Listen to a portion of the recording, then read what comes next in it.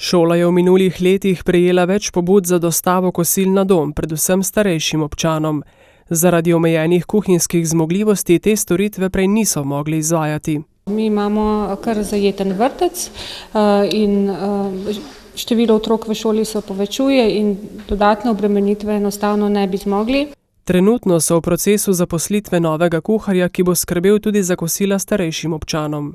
Sama cena kosila bo tako, kot je po ceniku, 4,54 evra plus DDV. Razvozil jih bo naš hišnik.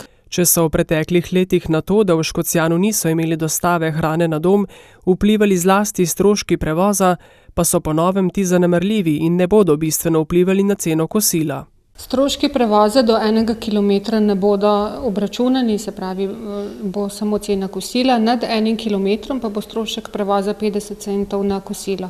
V primeru, da pavšalni znesek pol evra, ki ne glede na oddaljenost od šole velja za vse enako, ob večjem številu kosil ne bo več zadostoval pokrivanju stroškov prevoza, se ta lahko tudi poviša, dodaja Čengija Peterlinova.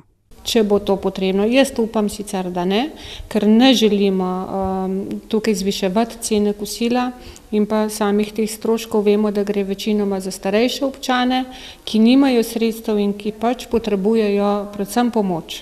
Koliko starejših občanov se bo odločilo za dostavo hrane na dom, bo znano že kmalu po 3. maju, ko bodo v šoli začeli storitev tudi dejansko izvajati.